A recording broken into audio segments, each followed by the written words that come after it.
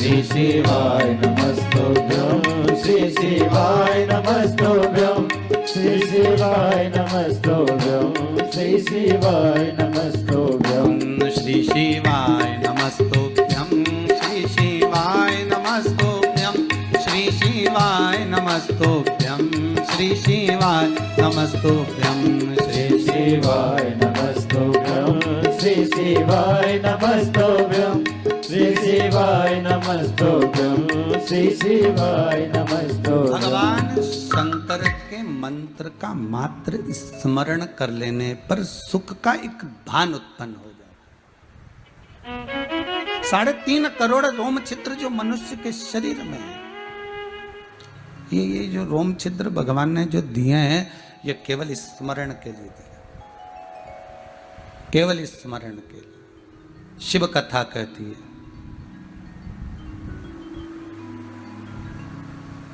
देवऋषि नारद जिस समय पर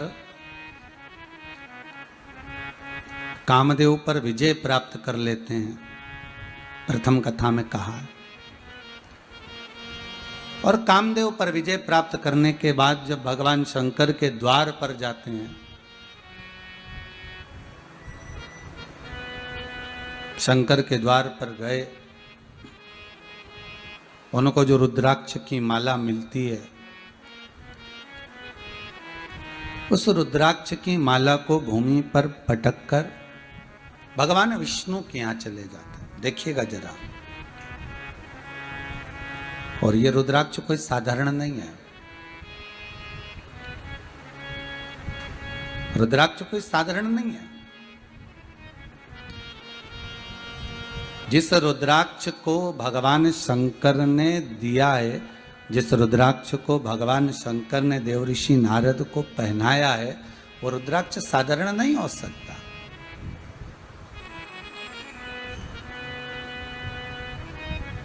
कोई साधारण सा रुद्राक्ष नहीं। शिव जी के शरीर पर शंकर भगवान का जो स्मरण है, शिव महापुराण का जो रस तत्व है, एक मस्तक पर भस्म का तिलक, मुख में पंचाक्षर मंत्र, त्र्यंबक मंत्र, महामृत्युंजय मंत्र, या श्री शिवाय नमस्तुभ्यम का मंत्र, या श्री शिव का मंत्र, और तीसरा गले में रुद्राक्ष। ये 3 त्रिवेणी के संगम है, ये 3 त्रिवेणी के संगम है।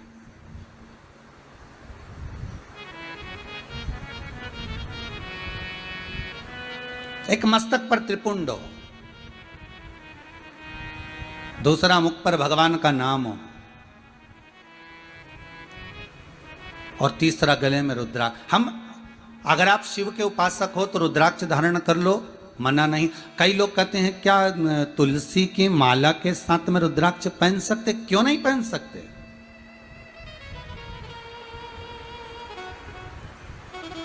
क्यों नहीं पहन सकते? शिव महापुराण की कथा में वेदेश्वर संहिता के अंतर्गत तो वर्णन किया गया कि रुद्राक्ष की महत्वता कितनी है। शिव महापुराण के अनुसार 1 मुखी से लेकर 14 मुखी तक रुद्राक्ष का वर्णन किया है, और कौन सा रुद्राक्ष किसको कब धारण करना है उस तक का महत्व शिव महापुराण के अंतर्गत है। कितना छोटे से छोटे रुद्राक्ष से लेकर कितना बड़े से बड़ा रुद्राक्ष होता है उस तक का वर्णन है महाराज। और उस रुद्राक्ष की महत्वता क्या है, उस रुद्राक्ष को धारण कैसे करा जाता है, उस रुद्राक्ष को पहना कैसे जाता है, उस रुद्राक्ष की महत्वता क्या है। स्वयं भगवान विष्णु ने भी देवऋषि नारद के मुख से जब निकल गया अपशब्द शिव के लिए कि मैंने काम को जीता है, और उस काम को जिसको शिव नहीं जीत पाए, जिसको शंकर नहीं जीते,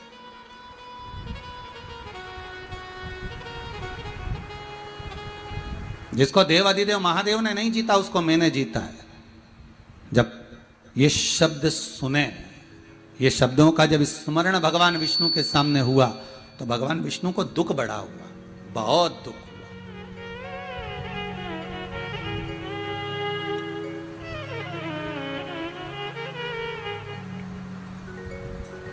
तीन पाप कर्म ऐसे हैं जिनका कभी प्रायश्चित नहीं है। जिनका कोई प्रायश्चित नहीं। 3 पाप। शिव महापुराण में लिखा है 3 पाप ऐसे हैं जिनका कोई प्रायश्चित नहीं है। इन 3 पापों का कोई प्रायश्चित नहीं हो सकता। इन 3 पापों का कोई प्रायश्चित नहीं है। पहला कहा शंकर की निंदा, यह पहला पाप है, शिव की निंदा करना। और जिसने शंकर की निंदा कर दी, ये पाप एक ऐसा हो गया जिसका कोई प्रायश्चित नहीं। तुम चाहे एकादशी कर लो, चाहे प्रदोष कर लो, चाहे द्वादशी कर लो, चाहे संक्रांति कर लो, चाहे तुम दान कर लो, चाहे तुम पुण्य कर लो, चाहे तुम सत्कर्म कर लो, चाहे तुम अक्षय तृतीया कर लो, चाहे तुम्हारी मर्जी पड़े शिवरात्रि कर लो, तुम 1000 बार शंकर का स्नान करा दो, पूजन कर दो, पाठ कर दो, अर्चना कर दो, पर यदि तुमने शिव की निंदा करी है तो इसका कोई प्रायश्चित नहीं। करोड़ों का भले तुम दान कर लो, पर शिव की निंदा अगर करी है तो इसका कोई प्रायश्चित नहीं।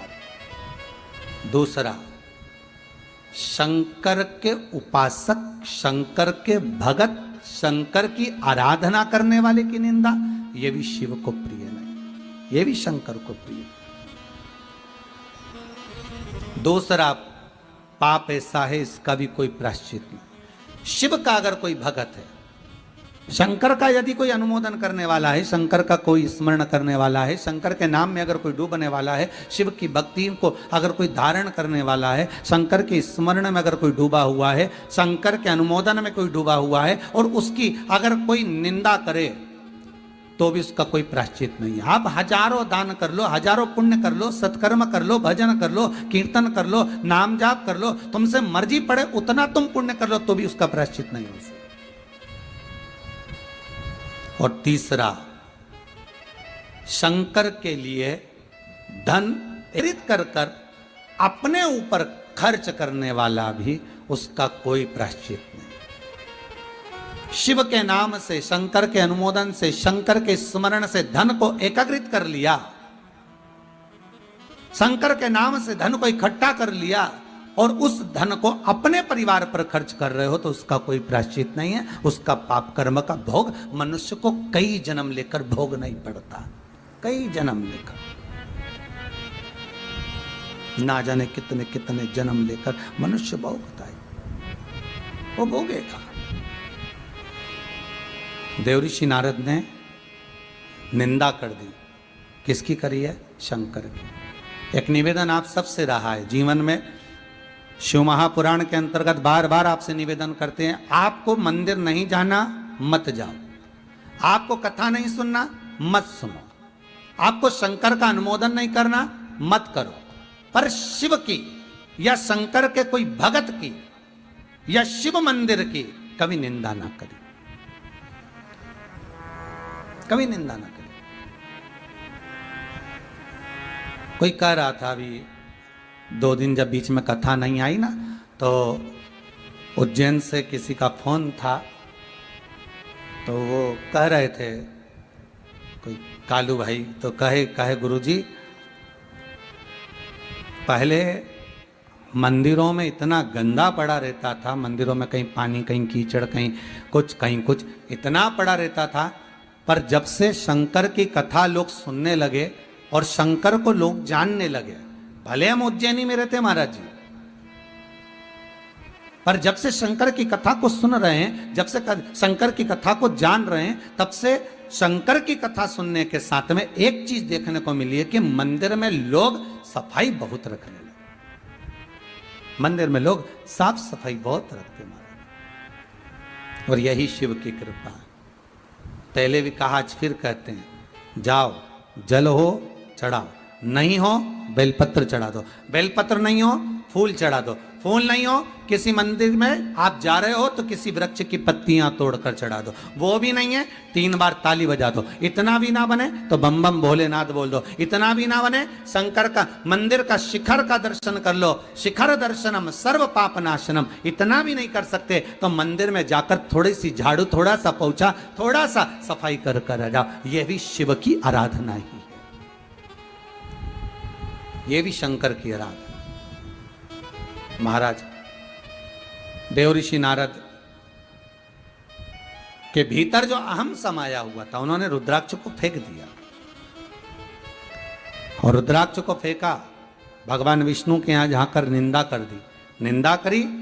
भगवान विष्णु के यहां से निंदा कर कर जब गए, शीलनिधि राजा की कन्या का स्वयंवर था और नारद जी को बंदर का मुख लग गया। जब भगवान विष्णु को कह दिया कि आपने मुझे बंदर का मुख लगाया है, आप पृथ्वी पर जाकर जैसे मैं स्त्री के लिए रो रहा हूं, आपको भी रोना पड़ेगा। भगवान ने स्वीकार कर लिया, सब कुछ करा भगवान ने। आखिरी में नारद के भीतर का जो अहंकार था, कामदेव को जीतने के प्रति जो अहम भरा हुआ था, वो नारद का अहंकार चला गया। और नारद जी का अहंकार गया, तब नारद भगवान विष्णु से पूछते हैं कि मुझे कुछ ऐसा ज्ञान दे दीजिए जिस ज्ञान के बल पर मैं भगवान शंकर की आराधना करूं। तो शिव जी का सबसे पहला शब्द था कि सबसे पहले तुम गले में रुद्राक्ष की माला धारण करो।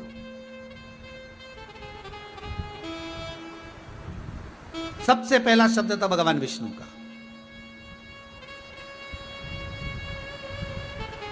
और बड़ी प्रसन्नता की बात है साहब, जब कुबेरेश्वर धाम में रुद्राक्ष महोत्सव किया गया, सभी को रुद्राक्ष वितरण किए गए, कई लोगों ने फोन कर कर कहा गुरुदेव ऐसी कृपा रही कि घर में रुद्राक्ष रखा हुआ था तो रोग से हम बचे रहे, इस कोरोना महामारी में हम थोड़े सचेत रहे, बचे रहे।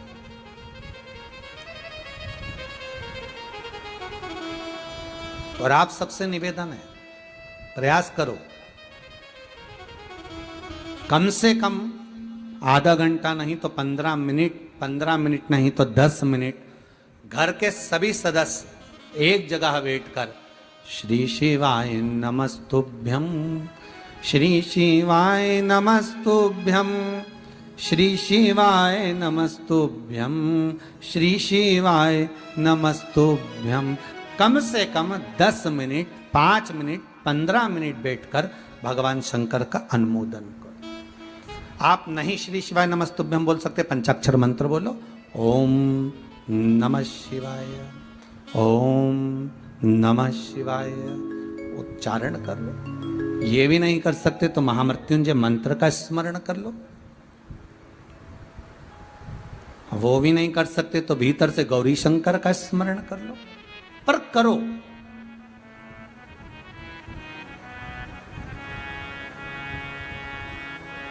भगवान शिव का स्मरण होना चाहिए।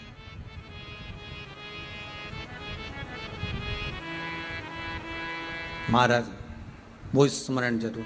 घर घर में भोले बाबा की जय होना चाहिए, जय होना चाहिए।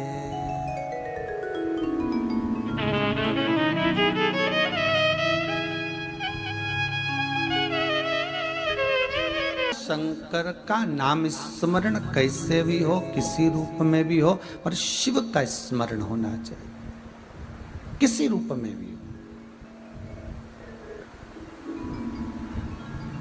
भगवान विष्णु कह रहे हैं देवऋषि नारद से, गलती है नारद आपकी। नारद, सबसे बड़ी गलती तो यह है कि आपने शंकर की निंदा करी है।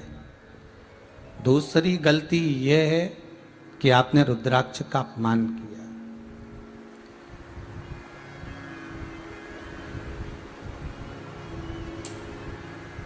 कई माताएं कहती हैं गुरुजी हमने तो सुना है कि स्त्रियां रुद्राक्ष नहीं पहन सकती हैं। कहां लिखा है? कौन सी जगह लिखा है कि नारी स्त्री रुद्राक्ष नहीं पहन सकती?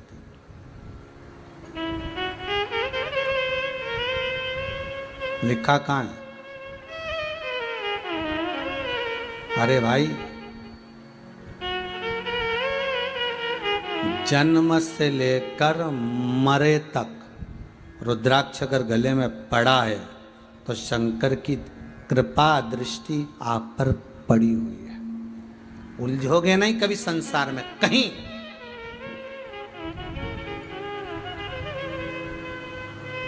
चलो अच्छा, एक भाव लिखकर रख लीजिए। आपके घर में बच्चे का जन्म हो जाए वो 1 साल का, 1.5 साल, 2 साल का, उसके बाद उसके गले में रुद्राक्ष पहना तो जीवन पर्यंत के लिए, और उसकी पत्रिका कैसी भी हो, भले उसकी पत्रिका में मंगल हो, राहु हो, केतु हो, शनि हो, कहीं ढैया लग रहा है, कहीं 7.5 लग रहा है, कहीं राहु वक्री हो रहा है, कहीं केतु वक्री हो रहा है, कहीं कोई दुख आ रहा है, कोई तकलीफ आ रही, उसकी राशि में, उसकी पत्रिका में, उसके ग्रह में, उसके भाग्य में कितना भी दुख लिखा हो, एक रुद्राक्ष पटक दो उसके गले में। जीवन में शंकर की दृष्टि उस पर पड़ी रहेगी तो यह पक्का है कि उसको दुख का भान नहीं होगा, दुख का भान नहीं होगा।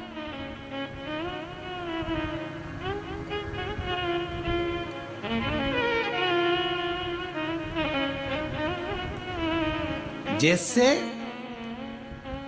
एक पुलिस वाले केस ढूंढ लेते हैं, कैसा भी केस हो, अगर किसी ने हरकत करी है, किसी ने कोई गलत काम करा है, किसी ने कोई बेकार काम करा है, और उसकी अगर रिपोर्ट हुई है तो वो केस पुलिस वाले ढूंढ लेते हैं। जैसे पुलिस वाले केस ढूंढ लेते हैं, उसी तरह देव आदिदेव महादेव, भगवान नारायण, भगवान ब्रह्मा, भगवान विष्णु ये भक्त ढूंढ लेते हैं। एक बार आ गई, एक बार अगर रिपोर्ट हो गई तो फिर केस ढूंढ लिया उन्होंने। एक बार रिपोर्ट हुई तो केस ढूंढा, फिर वो कहीं पर भी चले जाए उसको ढूंढ कर ले आएंगे, कहीं पर भी हो उसको ढूंढ लाएंगे। एक बार अगर रिपोर्ट हो गई ढूंढ, वो तो जैसे पुलिस वाले केस ढूंढ लेते हैं, उसी तरह देव अधिदेव महादेव, मेरा विष्णु, मेरा राम, मेरा कृष्ण, मेरा नारायण, एक बार गले में अगर रुद्राक्ष की माला आ गई, एक बार गले में रुद्राक्ष का मन का आ गया, एक बार तुलसी की माला तुम्हारे गले में आ गई, फिर भगवान ढूंढ लेगा, फिर भगवान ढूंढेगा। एक बार बस रिपोर्ट लिखाई तो ढूंढना उसका काम। उसी तरह एक बार गले में रुद्राक्ष आया, फिर वो उसकी मर्जी, वो ढूंढेगा। वो कैसे ढूंढता है ये उसके ऊपर, उसकी दृष्टि कैसे पड़ती है ये उसके ऊपर।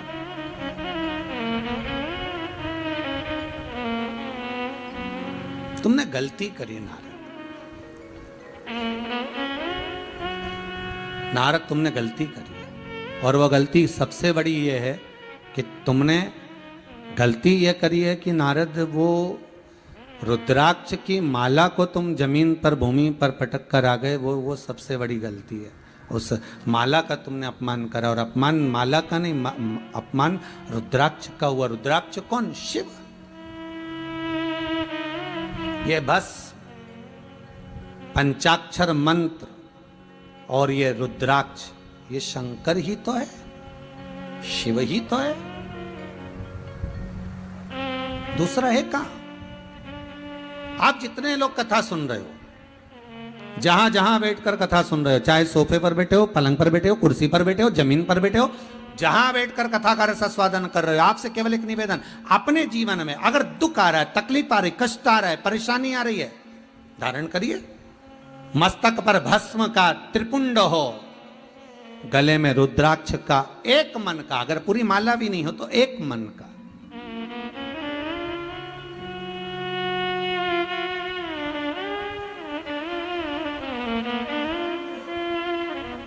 एक मन का, और मुख में भगवान का नाम, बस बहुत है। इस संसार सागर में उबरने के लिए बहुत है, इतना बहुत। देखो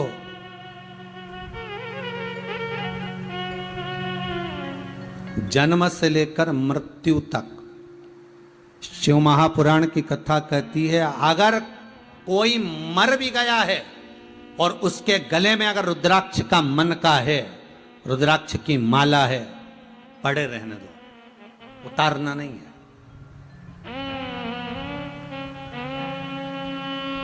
उतारना नहीं है। अगर मर भी गया तो भी पड़े रहने दो। हाँ, अगर रुद्राक्ष सोने में है तो फिर तो उतार लो। सोने में होगा तो फेंकेगा कौन? कौन जलाएगा? हाँ, उतार लो। पर रुद्राक्ष का मन का मान लो अगर धागे में पड़ा हुआ है आपके, तुलसी भी अगर सोने में होगी तो रात को उतार लोगे, रुद्राक्ष भी अगर सोने में होगा तो रात को उतार लोगे, पर वही तुलसी वही रुद्राक्ष अगर मान लो धागे में पड़ा हुआ है तो कौन उतारेगा? जाने दो। और वो रुद्राक्ष अगर आपके गले में पड़ा हुआ है, अंतिम समय तक पड़ा हुआ है और मर भी गए, परिवार वालों से कह कर जाना, तन पर से सब नोच लेना, पर मेरे गले में जो रुद्राक्ष है उसको निकालना मती। वो रुद्राक्ष मेरे साथ अंतिम संस्कार में भी मेरे साथ होना चाहिए। मेरा शंभू, मेरे शंकर मेरे हृदय में है और वो मुझे शमशान में मिलेगा। ये रुद्राक्ष के बल पर मिलेगा, आखिरी में वही मिलना, कोई दूसरा नहीं।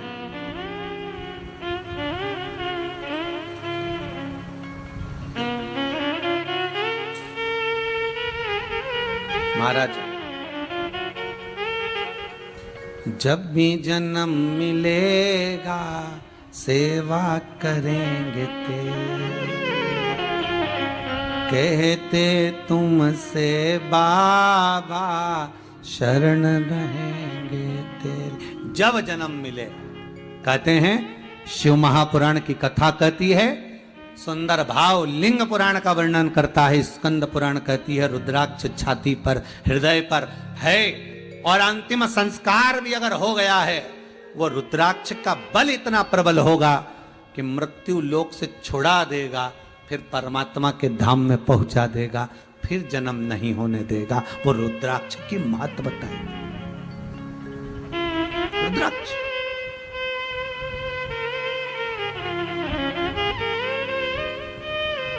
जैसे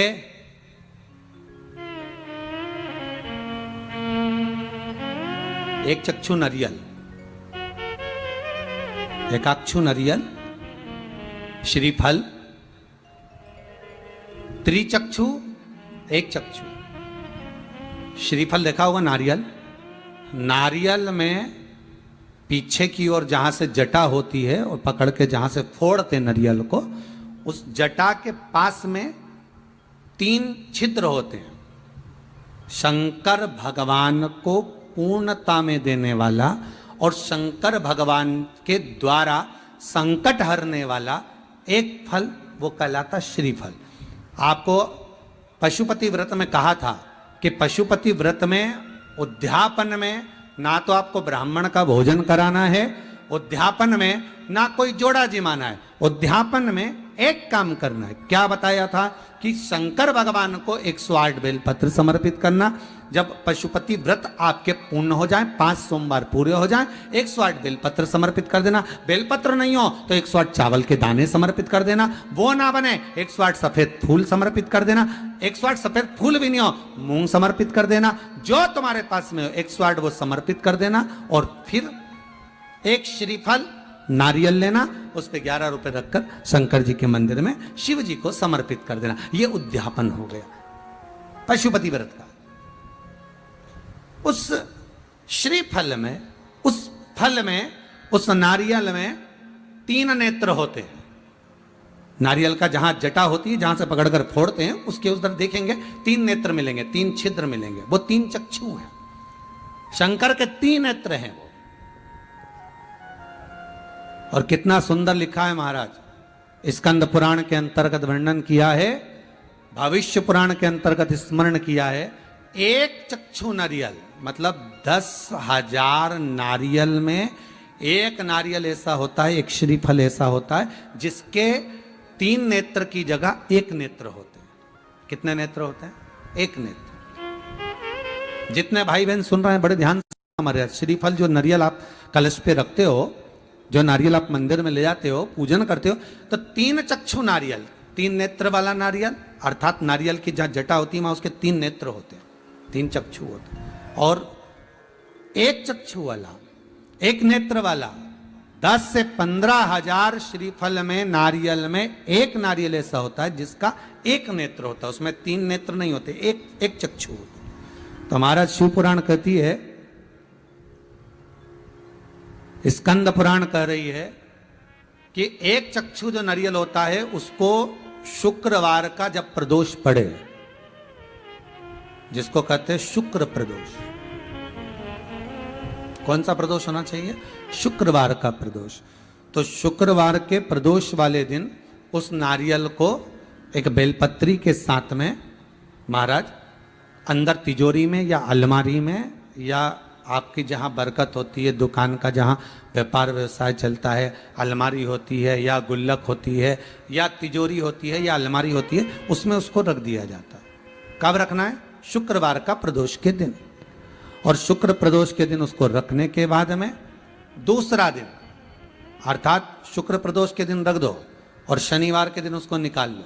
और निकालने के बाद उसको पूरे घर में घुमाने के बाद में श्री गणेश जी के मंदिर में, जो भी तुम्हारे घर में, तुम्हारे गांव में, तुम्हारे नगर में जो गणेश जी का मंदिर हो, उस मंदिर में ले जाकर उसको रखी आइए।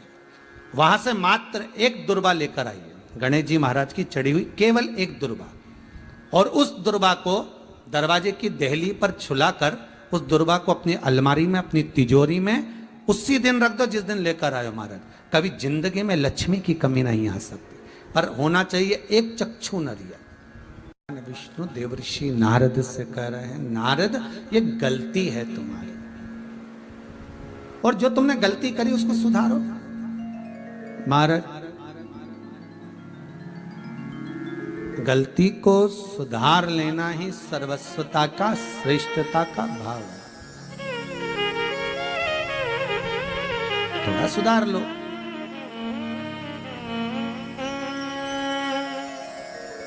नारद जी बोले, प्रभु हाँ,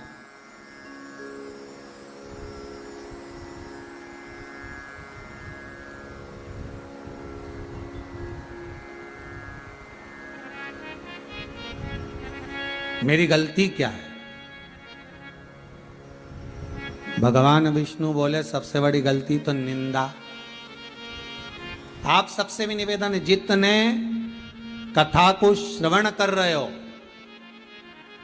करबद्ध निवेदन है, प्रयास करना शंकर की कभी निंदा ना करना, या शंकर का कोई भगत हो, शिव का कोई उपासक हो, शंकर का कोई अनुमोदन करने वाला हो, शिव स्मरण करने वाला हो, शंकर का स्मरण कराने वाला हो, उसकी भी कभी निंदा ना करना। करबद्ध निवेदन। सबसे बड़ी गलती तो यह है कि नारद जी आपने निंदा कर।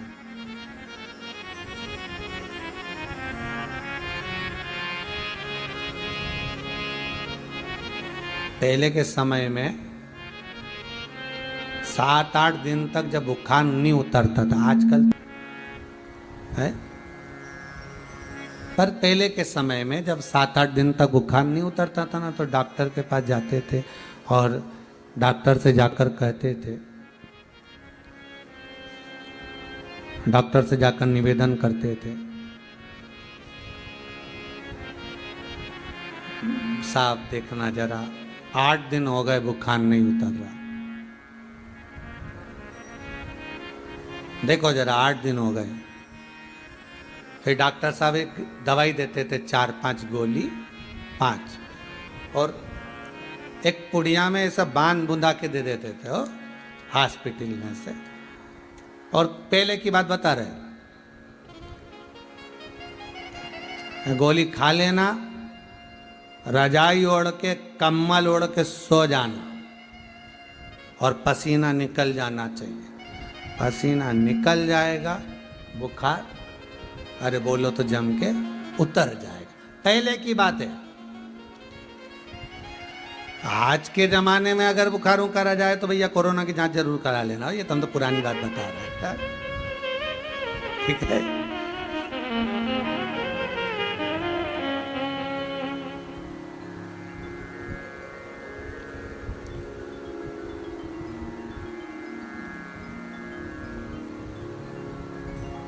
एक मैसेज में कहीं लिखा हुआ था, पति और पत्नी के गुस्से में क्या अंतर है। पत्नी और पति के क्रोध में, गुस्से में क्या अंतर है। तो उसमें लिखा था, पति का क्रोध पुराने बुखार जैसा होता था कि खुद पर आ गया, खुद ही भुगत लो और अकेले में पड़े रहो और तपते रहो। और पत्नी का क्रोध, तो कहा पत्नी का क्रोध आज के कोरोना जैसे बुखार जैसा है, जिसके भी संपर्क में आता है उस पर उंडेल जाता है। दोनों में अंतर है, पति का क्रोध और पत्नी के क्रोध में अंतर।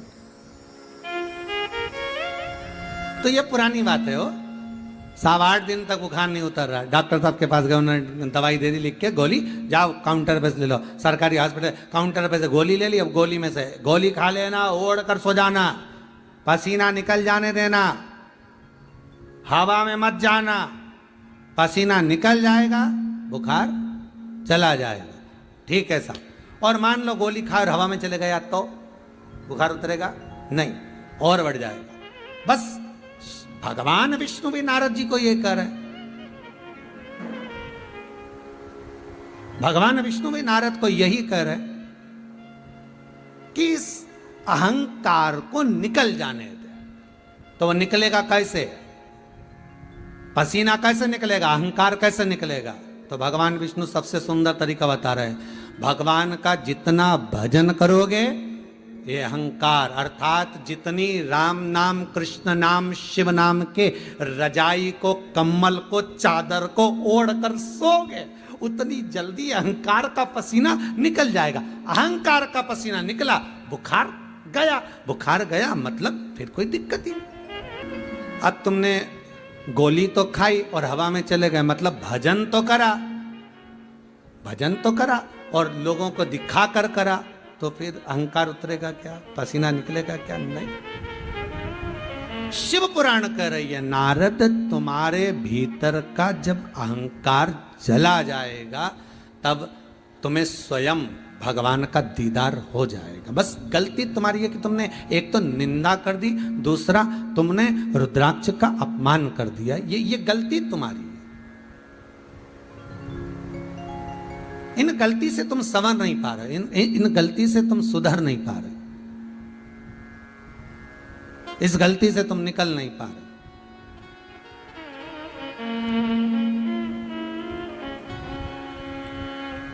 नारद जी बोले, प्रभु आप बताओ क्या करना है। भगवान बोलते हैं, ठीक है, एक काम करो, सबसे पहले तो रुद्राक्ष की माला पहन लो। देव ऋषि नारद मन में सोचे कि अभी हाल छोड़कर आया था और फिर रुद्राक्ष की माला वापिस पहन लो, ये कहाँ का तरीका है? फिर याद रखना बहुत अच्छी तरह से, बहुत ध्यान देना महाराज, जिस चीज का अहंकार होता है सबसे पहले वही छूट जाती है। नारद जी जिस माला का अपमान करे थे, नारद जी को वही माला वापिस पहनना पड़ी, वही माला नारद वापिस पहने, वही माला। ठीक है, तो नारद जी बोले, नारद जी के मुख से शब्द निकला, नारद जी ने भगवान विष्णु से कहा, प्रभु अब जो माला मैंने फेंकी थी, जो माला मेरी गिर गई थी, जो मैं शंकर जी के दरवाजे पर फेंक कर आया था, जिस माला को महाराज, जिस माला को मैंने फेंका था, वो माला जो गिरी थी, वो माला प्रभु उसको तो नंदी ने उठा लिया और नंदी ने उठाकर उस माला को शंकर जी को दे दिया। अब वो माला तो मुझे मिलने वाली नहीं है, तो करा क्या जाए?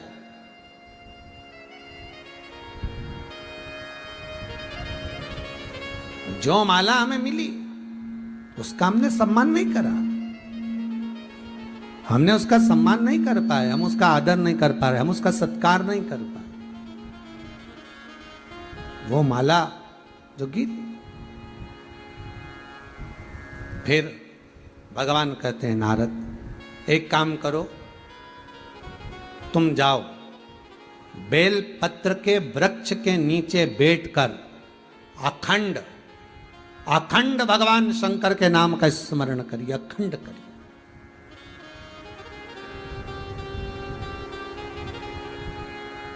तुम जाओ, बेलपत्री के वृक्ष के नीचे बैठना और शिव जी के नाम का स्मरण करना।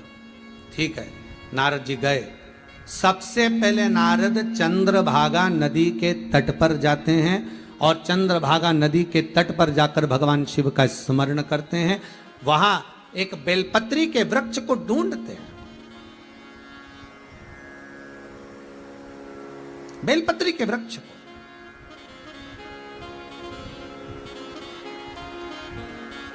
चंद्रभागा नदी के तट पर केवल देवर्षि नारद अकेले ने तप साधना नहीं करी है।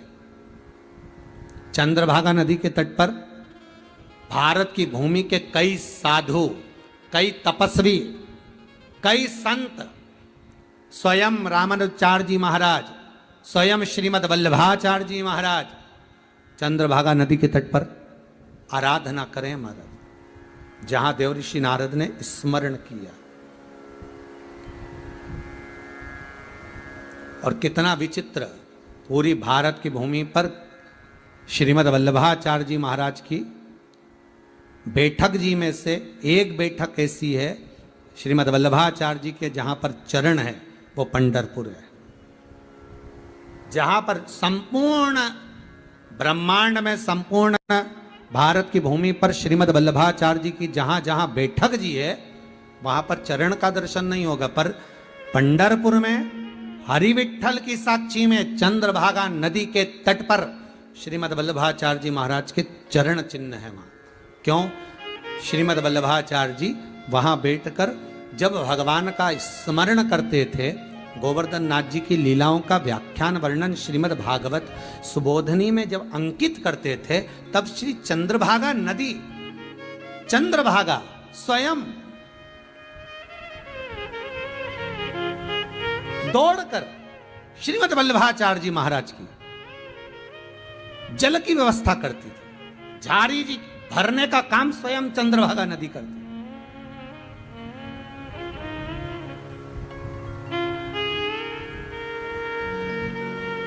हमारे हिंदू धर्म में ये जो तीर्थवन बने हैं ये कोई ऐसे ही नहीं बन गए साहब। एक कथा प्रसंग में आता है,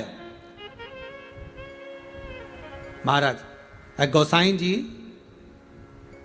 राधा कुंड पर बैठकर अपनी लेखनी से राधा नाम का स्मरण, कृष्ण नाम का स्मरण, भगवत नाम का स्मरण कर रहे थे।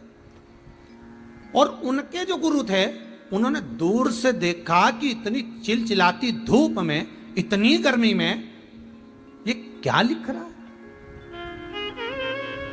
और इसके सिर के पास एक बड़ी सुंदर स्त्री खड़ी है और वो अपने पल्लू से छाया कर कर खड़ी है। तो समझ में नहीं आया और गुरुजी दौड़ कर गए अपने शिष्य के पास। शिष्य के पास जाकर देखा तो वो लड़की जो स्त्री थी वो भाग गई, वो दिखी नहीं। शिष्य से कहा, क्या कर रहे हो ये? हिलाकर, उसकी सुध नहीं, वो तो राधा कुंड पर बैठा अपनी लेखनी से भगवान का स्मरण कर रहा है। हिलाया, क्या कर रहे हो? उठकर प्रणाम करा, गुरुदेव थोड़ा सा शास्त्र लिख रहा था, स्मरण कृष्ण का कर रहा था, मेरे भगवान का कृष्ण नाम मैं अंकित कर रहा था। गुरु कहते हैं, बताओ कृष्ण का नाम अंकित कर रहा है और राधा को परेशान कर रहा है। अरे कोई झोपड़ी बना लेता, छतरी रख लेता, छाया कर कर लिखता चल जाता, पर तू जब कृष्ण का नाम लिख रहा था, मैंने दूर से देखा एक स्त्री तेरे ऊपर पल्लू की छाया कर कर खड़ी थी। वो कोई दूसरी नहीं थी, स्वयं राधा रानी थी, स्वयं राधा, वो दूसरा नहीं। हमारे भारत की भूमि के जितने तीर्थ हैं, जितना स्थान है, ये कोई साधारण नहीं है। जितने ज्योतिर्लिंग है ये साधारण नहीं, जितने उपलिंग है ये साधारण नहीं। भगवान के जहां जहां भजन के स्थान बने हुए हैं ये कोई साधारण नहीं। ये भगवत स्मरण में डूबने वाले, भगवत नाम में डूबने वाले, रस तत्व में डूबने वाले।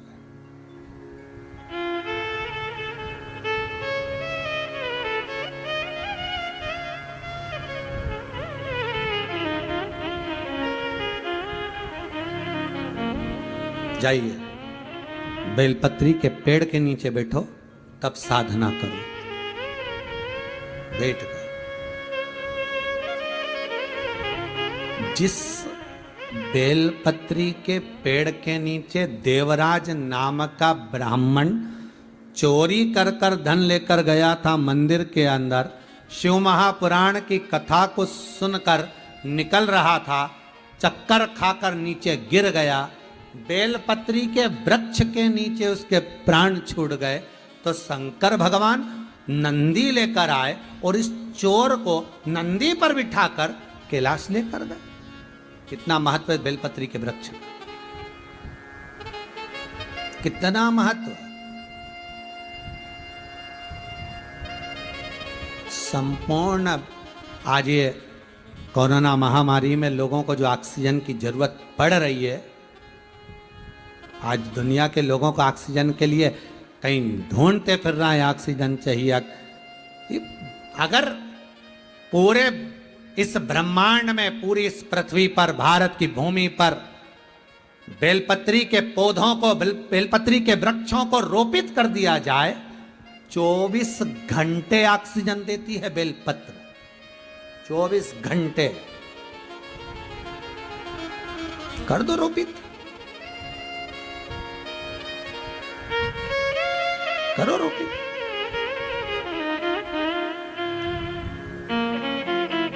24 घंटे ऑक्सीजन देती है। एक बेलपत्री का जरा सा फल, उस फल का जरा सा टुकड़ा सुखाकर अग्नि में डाल देने पर वातावरण ऑक्सीजन से परिपूर्ण हो जाता है। जरा सा बेलपत्री के फल का टुकड़ा अग्नि में जलाया और ऑक्सीजन प्रबल हो गई। साधारण है। आगे कथा में अपन सुनेंगे, एक बेलपत्री का पौधा लगा देना, एक बेलपत्री का वृक्ष लगा देना, 1 लाख शिव मंदिर के निर्माण करने के बराबर है। कितने मंदिर? 1 लाख शिव मंदिर के निर्माण के बराबर है। एक बेलपत्री का पौधा, एक बेलपत्री का वृक्ष लगा देना। क्यों? क्योंकि मंदिर बनेगा तो एक, और बेलपत्री के पत्ते जब लगेंगे, टूटेंगे, कहीं इस मंदिर में, कहीं उस मंदिर में, कहीं उस मंदिर में, जगह जगह जब बेलपत्री के पत्ते चढ़ने को जाएंगे, तो एक, केवल एक बेलपत्री का पौधा, एक वृक्ष लाखों शिवालयों को निर्माण कर देता है, लाखों।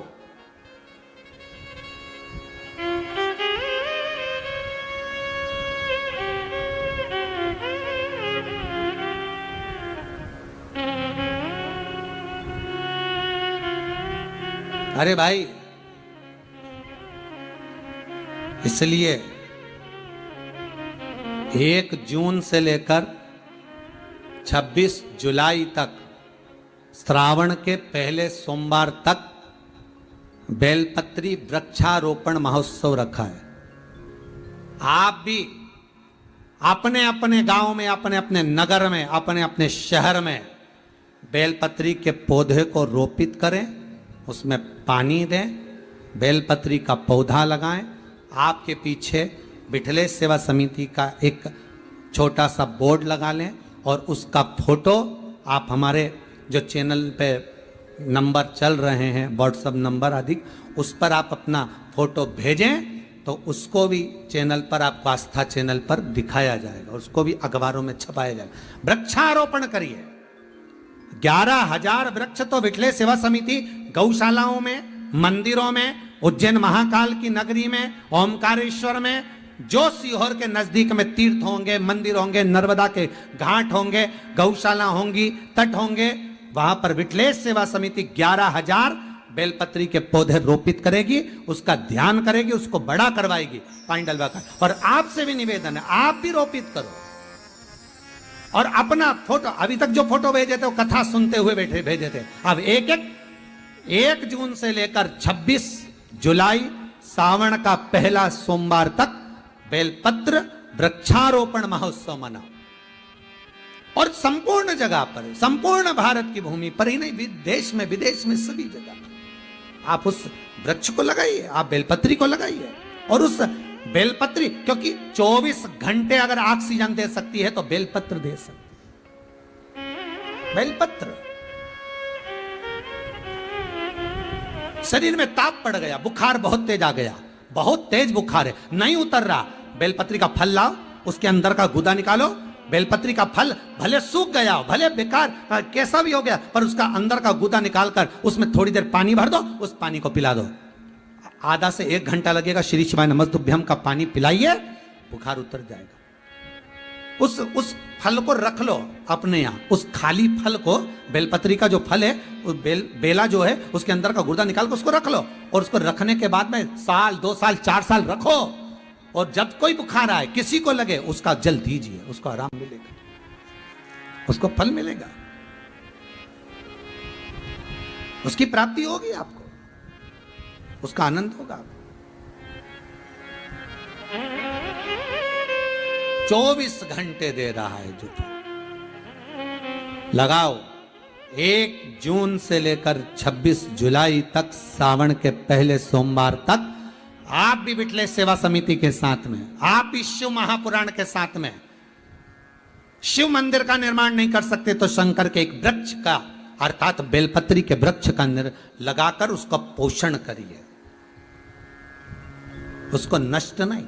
शिवरात्रि आती है, सावन के सोमवार आते हैं, सावन के सोमवार आए और तुमने फूल वाले से कहा, माली से कहा, जरा हमको लाकर दीजिए बेलपत्री, वो जाता बड़ी बड़ी डालियां काट काट कर लेकर आता है, बड़ी बड़ी डालियां काट कर लेकर आता है, और आपको लाकर बेलपत्री दे देता है, आप शंकर जी को चढ़ा देते हो, सोचते हो शंकर जी प्रसन्न हो जाएंगे। नहीं नहीं, शिव महापुराण की कथा कहती है, कभी किसी वृक्ष को तुमने लगाया, पहले बेलपत्री का वृक्ष कहीं लगाओ, उसमें जल डालो, उसका पोषण करो, तब बेलपत्री चढ़ाओगे तो उसका फल हजारों गुना तुम्हें प्राप्त होगा, हजारों गुना।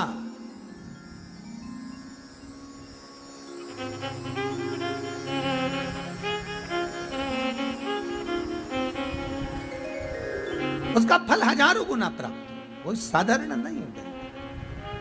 जाओ देवऋषि नारद, चंद्रभागा नदी के तट पर बेलपत्री के वृक्ष है,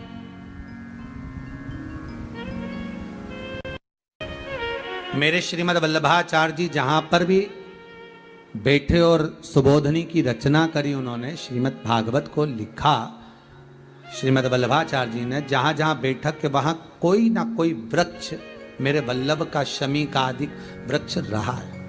मेरे श्रीमद् वल्लभाचार्य जी भी शमी के वृक्ष के नीचे बैठकर वर्णन कर लिखे।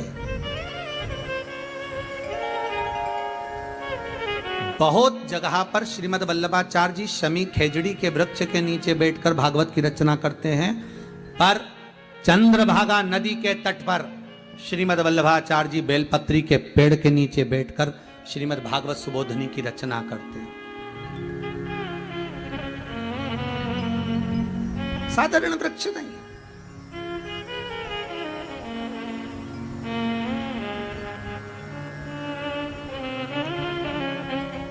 उस वृक्ष तक पहुंचे।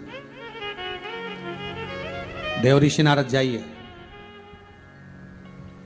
एक सुख देने वाला है। जैसे सिन्हा परिवार जमशेदपुर से बैठकर कथा का रसास्वादन कराकर संपूर्ण ब्रह्मांड को एक एनर्जी दे रहा है, एक आनंद दे रहा है, एक सुख प्रदान कर रहा है। आप अगर वृक्ष लगा दोगे तो वो आज नहीं तो कल, कल नहीं तो परसों, आप रहो ना रहो, हम रहें ना रहें, पर वो वृक्ष की पत्ती शंकर को तो चढ़ेगी, वो किसी काम तो आ नहीं सकती है। वो फल टूटेगा तो कोई तो खाएगा, किसी को तो लाभ मिलेगा, उसकी छाया में कोई तो सुख पाएगा। कोई एक बार बैठकर शंकर का नाम ही ले गया तो ही फल मिल गया। लगाओ 1 जून से 26 जुलाई सावन का पहला सोमवार तक लगो। अपनी अपनी संस्था, अपनी अपनी महिला मंडल, अपने अपने दोस्तों के साथ की, हमें पीछे एक बैनर लगाना है विठलेश सेवा समिति और श्री विठलेश सेवा समिति, और नीचे लिख देना है आपका गांव का नाम, आप जहां के भी हो उस गांव का नाम, और उस बैनर के तले आप फोटो भेजो, आपका आस्था चैनल पर भी चलेगा।